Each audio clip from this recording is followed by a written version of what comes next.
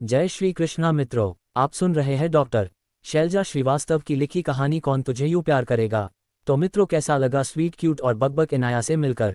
बाकी चैनल को सब्सक्राइब जरूर करें। अब आगे भाग 3। ससुराल के हिसाब से इसको बदलना नहीं कहते, एडजस्टमेंट कहते हैं, जो कि हर लड़की को ससुराल में जाकर करना पड़ता है। ससुराल वालों के हिसाब से रहना पड़ता है, समझी। नानी ने इन्हीं को समझाया। डोंट वरी नानी माँ, एक आदर्श बहू बनकर दिखाऊंगी, पर मेरी एक शर्त है। इन्हीं बोली। अब क्या शर्त है? नानी बोली, मुझे ना गोरे लड़के से शादी करनी है, पता है ना आपको। इन्हीं बोली तो नानी मुस्कुरा उठी। तेरे लिए एकदम गोरा खूबसूरत और हैंडसम लड़का देखा है मैंने।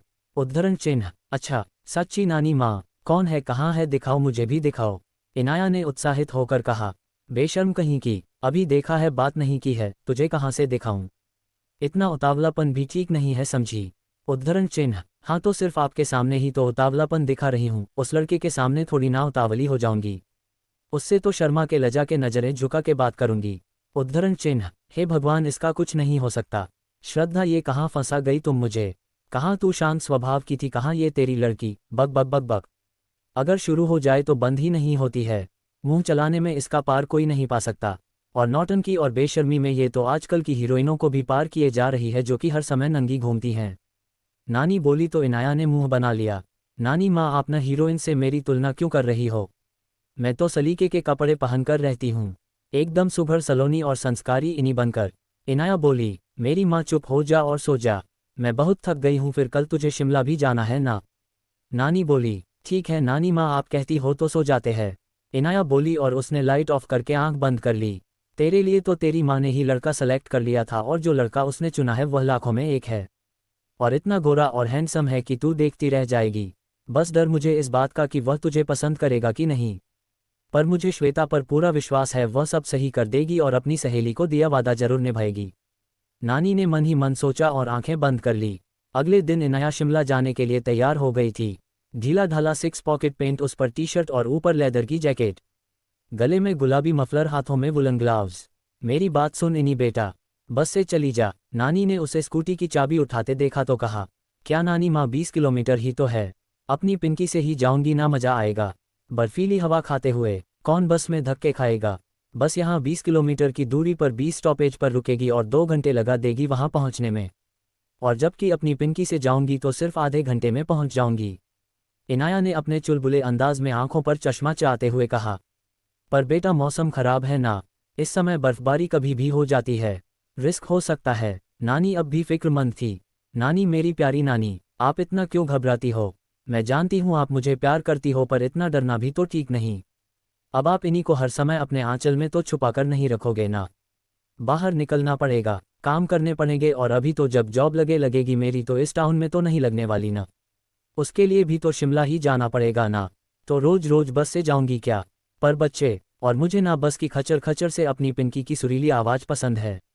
इनाया ने घर से बाहर अपनी पिंक कलर की स्कूटी निकालते हुए कहा, ठीक है मेरी माँ, तू सुनेगी तो है नहीं, पर ध्यान से जाना, और हाँ खाना ध्यान से, अच्छी जगह का खाना, कुछ भी उल्टा सीधा नहीं खाना, पता है ना, जब भी तू उल्टा सीधा खा लेती है तुझे पेट की तकलीफ हो जाती है। और हाँ, नानी अभी बोल ही रही थी कि इनाया ने स्कूटी स्टैंड पर खड़ी की और नानी के गले में बाहें लपेट ली। और हाँ, आपको हर घंटे फ़ोन करूंगी, आप फ़ोन अपने पास रखना, कहीं भी इधर उधर नहीं घूमूंगी, रात को बिल्कुल भी नहीं जाऊंगी, अपनी सहेलियों के साथ रहूंगी, और हाँ कोई भी ऐसा काम नहीं करूंगी जो कि मेरे लिए रिस्की हो। ठीक है नानी माँ, सारी बातें मैंने याद कर ली है और गांठ बांध ली है। इन्हीं ने अपनी टी शर्ट के कोने पर गठान लगाते हुए कहा तो नानी ने उसे हैरानी से देखा। ठीक है, भगवान कृपा करेंगे, और हाँ जितना जल्दी हो सके आने की कोशिश करना, लेकिन इसका मतलब ये बिल्कुल भी नहीं है कि अंधेरे में चल दो, समझी। आज रुकने का प्रोग्राम है तो आज पूरा दिन रुक, रात भर रुक, बस अपना ध्यान रखना, कल सुबह जब अच्छा खासा उजाला हो जाए, धूप निकले तभी निकलना, समझी। नानी ने तमाम सारी बातें इन्हीं को समझा दी, और फिर इन्हीं अपना पिट्ठू बैग पीठ पर टांग कर अपनी स्कूटी लेकर शिमला के लिए निकल गई। उसकी बाकी सहेलियां नेहा के साथ उसकी कार में आने वाली थी। इन्हीं को अपनी स्कूटी पसंद थी, इसलिए उसने स्कूटी से जाना ही तय किया। वैसे भी शिमला में उसे और भी 1-2 काम थे, उन लोगों के साथ बंधन में नहीं बंधना चाहती थी। उसने सोच लिया था कि वह वहां जाकर अपने रिज्यूम देगी कुछ कंपनियों में। वह अब नानी का हाथ बटाना चाहती थी, और पैसा भी कमाना चाहती थी ताकि उसकी गरीबी दूर हो। इसके लिए ज़रूरी था कि अपने डॉक्यूमेंट्स एक दो कंपनी में देना ताकि आगे उसकी नौकरी का कोई हिसाब किताब बैठ सके।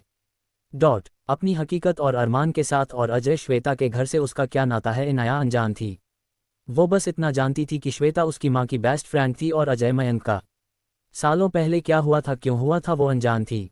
नानी की पेंशन और मूर्तियों से हुई इनकम से काम चलाती और दिन रात भगवान से लड़ती, इन्हीं इस बात से अनजान थी कि कुछ मयंक तो कुछ अजय के कारण वो करोड़ों की मालकिन थी। उधर अरमान शिमला पहुंचा और अपने होटल रूम में फ्रेश हुआ और फिर मीटिंग के लिए निकल गया।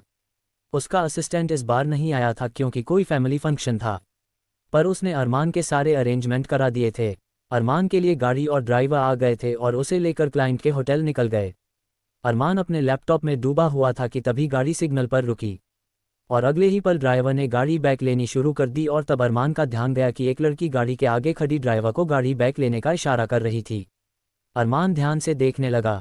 सिर से पांव तक वुलन से कवर उस लड़की की सिर्फ गहरी काली आंखें चमक रही थी और साथ ही उसकी गर्दन पर कॉलर बोन के ऊपर बना एक मोपक का टैटू, जो कि स्कार्फ के साइड होने पर दिख रहा था।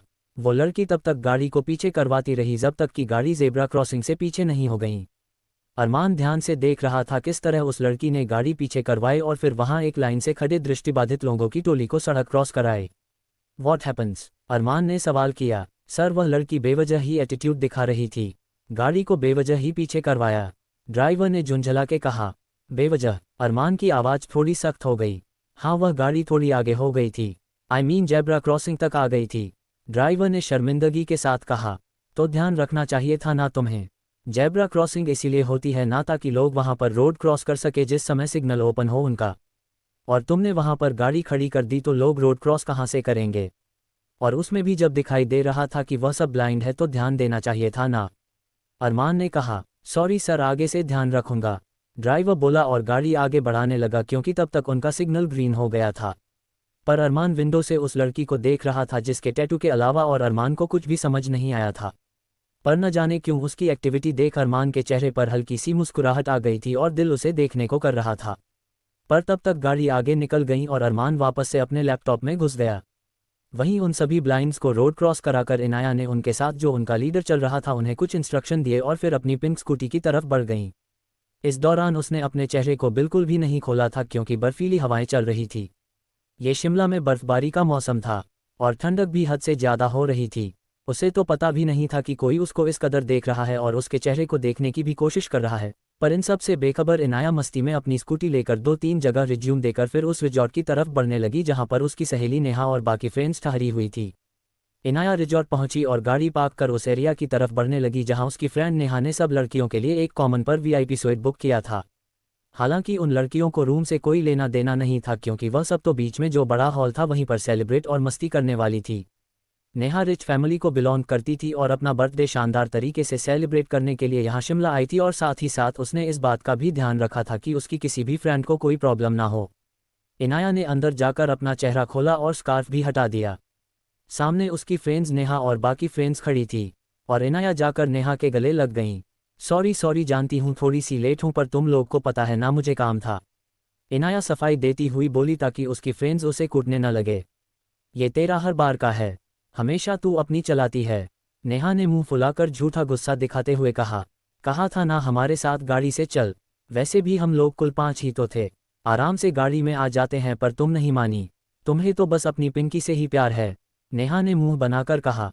अरे नेहू डार्लिंग, यूं झूठा गुस्सा नहीं करते यार, you know I love you. इन्हीं ने नेहा के गाल खींचकर कहा तो वो मुस्करा उठी। और रही बात पिंकी की तो पिंकी जान है मेरी, पिंकी से प्यार नहीं होगा क्या? मेरी जिंदगी की पहली स्कूटी और शायद आखिरी भी। उद्धरण चिन्ह। ऐसे क्यों बोलती है, अभी तो जिंदगी पड़ी है, ऐसी तमाम स्कूटी खरीद लेगी तू? नेहा बोली। हाँ मैं भी खरीद लूँ पर फिर भी पिंकी की बात कुछ और है। आखिर 12th में टॉप करने पर नानी माँ ने मुझे पिंकी गिफ्ट की थी, तो उससे मुझे बहुत ही ज़्यादा प्यार है, उसकी जगह कोई नहीं ले सकता। अच्छा बताओ अब क्या करना है, तुम फ्री हो गई हो पूरी तरीके से? नेहा ने कहा। हाँ बिल्कुल फ्री हूँ मैं, आराम से सेलिब्रेट करते हैं, जो मेरे पर्सनल काम थे वह मैं करते हुए आई हूँ इसलिए तो स्कूटी से आई थी। इनाया वही रखे सोफे पर बैठती बोली। बाकी लड़कियां भी उसके आसपास बैठ गई। तो प्लान आज रात सेलिब्रेशन करेंगे हम लोग नेहा के बर्थडे का, और उसके बाद केक कट करेंगे, मस्त डिनर डांस ड्रिंक सब कुछ का इंतजाम है। ड्रिंक भी? कहीं लोंडे भी तो नहीं बुला लिए तुम सब ने? इन्हीं ने आंखें छोटी कर घुरा। हाय दिल तो बहुत था पर क्या करें, बस यही एक लत अब तक नहीं लगाई हमने। नेहा ने अदा से होठों पर जीभ फिराकर कहा तो सब लड़कियां खिलखिला उठी। यही एंजॉय करेंगे। हालांकि हम लोगों ने तो बाहर जाने का भी सोचा था पर मैनेजर बता रहा था कि मौसम बहुत खराब है। बर्फबारी लगातार बीच बीच में हो रही है और तूफान भी आ सकता है। तो अंदर ही है, रहना सेफ होगा। और फिर लगेगा ठीक वेदर तो कल थोड़ा शिमला घूमेंगे। इन्हीं की फ्रेंड नैना बोली। घूमने का ऐसा है क्या शिमले में, बचपन से तो हम यही घूमते रहे हैं। इनाया ने कहा, पर जब हम यहाँ आए हैं तो थोड़ी मस्ती तो साथ में करना बनती है ना। और फिर हम सब अलग अलग शहर में चले जाते हैं जॉब के चलते। हाँ तुम यही शिमला में ही हो इसलिए तुम्हारे लिए नया नहीं है, पर अब हम सब लोग अपने जॉब के चलते अलग अलग शहरों में जा चुके हैं तो हमारे लिए तो शिमला भी नया हो गया है।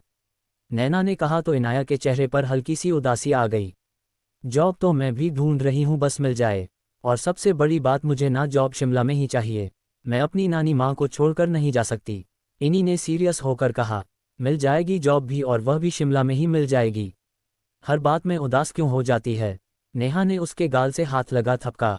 उदास और वह भी इन्हीं, कैसी बातें कर दी, ये कॉम्बिनेशन तो किसी को हजम ही नहीं होगा। इनाया मुस्कुरा कर बोली तो उसकी सभी दोस्त खिलखिला उठे। हाँ हाँ उदास होंगी वो भी, ये लड़की, ये तो ऐसी लड़की है जो मुर्दे में भी जान डाल दे। अन्नू ने उसके कंधे पर हाथ रखकर कहा और उसी के साथ उनकी फ्रेंड राशि ने म्यूजिक सिस्टम ऑन कर दिया और सभी सहेलियों सब कुछ भूलकर मस्ती से डांस करना शुरू हो गई। हालांकि सेलिब्रेशन उन्हें रात 12 बजे करना था, पर वही बात, जहां सब दोस्त इकट्ठे हो जाए वहां समय का किसे होश रहता है। उधर गांव में नानी ने काम निपटाया और फिर अपनी मूर्तियों वाले कमरे में आ गई। वैसे भी इनाया हो गए हुए अच्छा खासा समय हो गया था और उनकी उससे बात भी हो गई थी कि वह रिजॉर्ट पहुंच चुकी है और अपनी सहेलियों के साथ मस्त है। थोड़ा काम कर लिया जाए। वैसे भी इनाया रहती है तो अपनी बकबक से मन लगाए रहती है। उसके जाने के बाद जैसे घर खाने को दौड़ता है। नानी माँ खुद से बोली और जैसे ही कमरे में कदम रखा खूबसूरत मूर्तियां देख दिल को सुकून आ गया। इनाया ने सभी मूर्तियों को बहुत ही खूबसूरती से डेकोरेट किया था। सच में भगवान ने बहुत हुनर दिया है मेरी बच्ची के हाथों में। जितना इसकी उंगलियों में हुनर है उतना ही इसका व्यक्तित्व आकर्षक है। जो भी इसे मिले वह प्रभावित हुए बिना नहीं रह सकता। नानी खुद से ही बोली कि तभी उनका फ़ोन बज उठा। फ़ोन पर किसी का नाम देख उनके चेहरे पर तनाव आ गया। ठीक है मैं आती हूँ आधे घंटे में, नानी बोली और फिर घर लॉक करके तुरंत बाहर निकल गई। पर उनके चेहरे पर टेंशन अभी बरकरार थी। तो मित्रों आप सुन रहे हैं कौन तुझे यूं प्यार करेगा, जिसे लिखा है डॉक्टर शैलजा श्रीवास्तव ने। तो मित्रों सुनते रहिए और हाँ चैनल को सब्सक्राइब जरूर करें और शेयर भी। अगला पार्ट जल्दी ही।